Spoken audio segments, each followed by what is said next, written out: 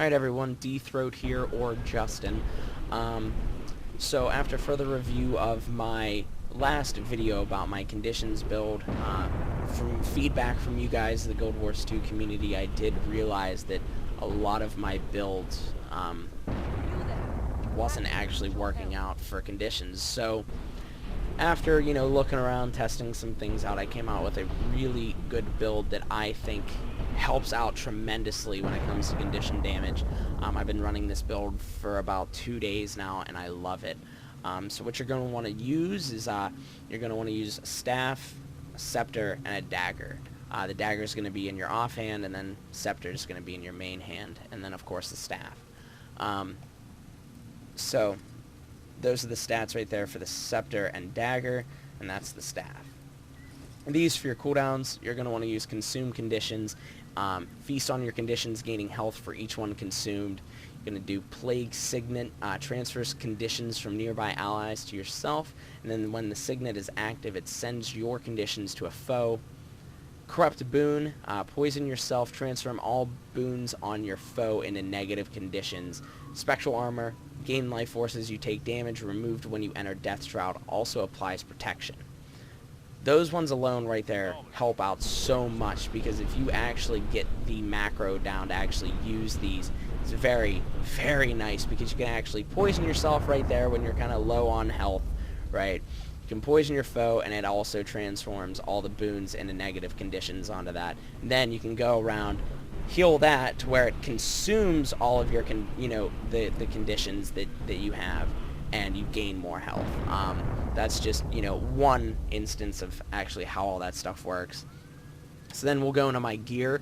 I am running the Carrion set, as always, but I did actually update some of the signets and the runes on here.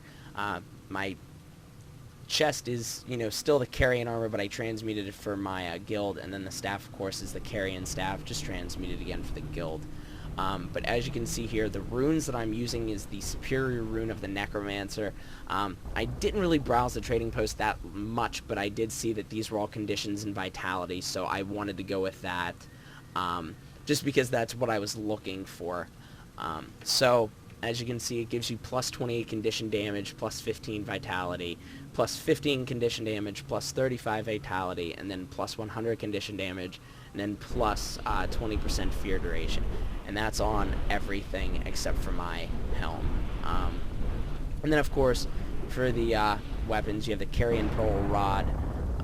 It's going to be power, vitality, and conditions. I still do need to get new sigils on that one. The dagger is going to be the Carrion Pearl Carver. And then the staff, it's just the Carrion staff. I forget the actual name for it just because I transmuted it. And that's also power, vitality, and conditions. For your jewels, you're going to want to go for the Chrysocolla Auriculum Earring of Carrion. It's power, vitality, and conditions. So I have 2 of those, and then 2 rings. It's the Chrysocolla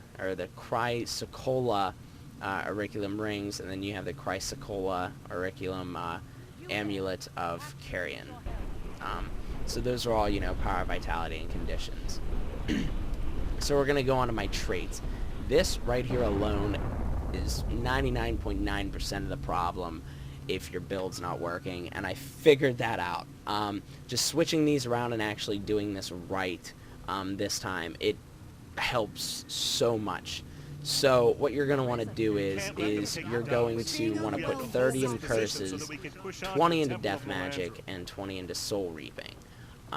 When you do that, for your little runes here that you can have, you're going to want to put the hemophilia 20% increased bleeding duration on. That's number 2. Then for the 21, you're going to want to put on number 4. That's a weakening shroud, cast enfeebling blood when entering death shroud. Then you're going to put on the 11th one for number 30. It's lingering curse, conditions inflicted by scepter skills last 33% longer. Now for death magic, you're going to want to put in the second one. It's greater marks, increases area of marks, and marks become unblockable. Then you're going to want to put on the, I think that's the 9th one. I'm not really good with Roman numerals, so we'll just say that's number 9. It applies vulnerability for 10 seconds every 3 seconds to nearby foes while in Death Shroud. I don't really want to hear comments if that's the wrong number, but it's IX. So just put in IX. I hope that's number 9. So for Soul Reaping, you're going to want to put in number 4. It's the Spectral Mastery. Spectral skills recharge 20% faster. And then for the Master rune, you're going to want to put in Master of Terror. Fear you inflict lasts 50% longer.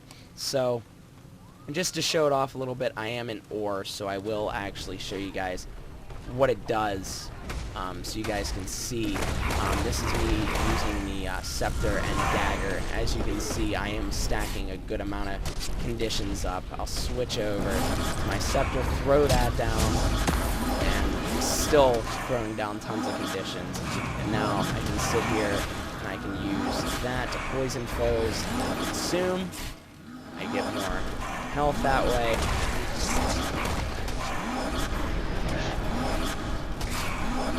Switch back over here. Now there is a better elite that you can use. Me, I don't have the skill points to actually get it at the moment, so I will, get it here eventually. But the one that you would actually want to get is the Plague. It transform.